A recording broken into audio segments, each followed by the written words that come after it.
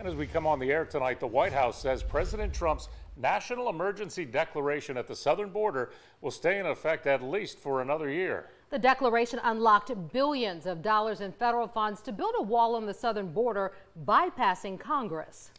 Those funds include money that was supposed to come here to Austell in Mobile. The president plans to take $3.8 billion from military accounts and put it into construction accounts to finance that wall. Now, some of that cash was allocated to Austell as part of a big military ship contract. NBC 15's Cassie Fambrough has reaction from Senator Shelby, Jones, and Representative Byrne. Cassie?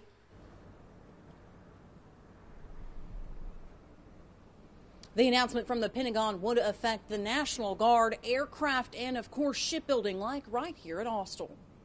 Austell, one of the largest employers in Mobile, stands to lose $261 million with the funding shift. I would like to think that they would reconsider. They may, once they see some of the blowback. Senator Doug Jones has already come out strongly against the plan, fearing it's a done deal. We're talking about ships and planes.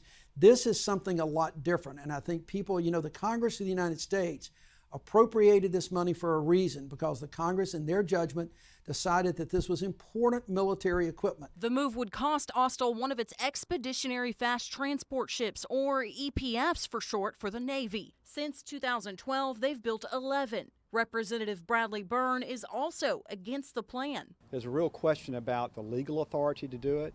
Last year, when they transitioned money from one thing to another to build the wall, it was within the construction account. This is different. Byrne says he's spoken with Austell and the White House and says the plan can be walked back. He says he supports the president building the wall between the U.S. and Mexico, but as a member of the Armed Services Committee, he doesn't want military projects to suffer, especially not on his home turf. My first job is to take care of the people in my district. I know that, and so I'm always going to make that my priority.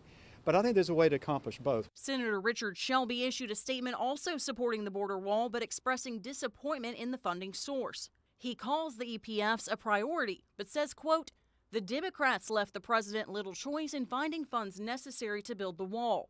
And ultimately, building the wall and providing for our national defense should be our highest priorities," end quote.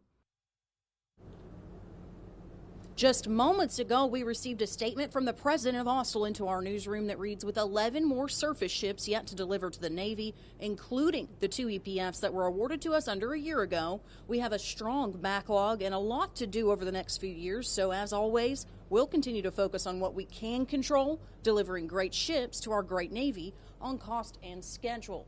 Austell has ships scheduled through 2024. For now, live at Austell, Cassie Fambrough, NBC 15 News.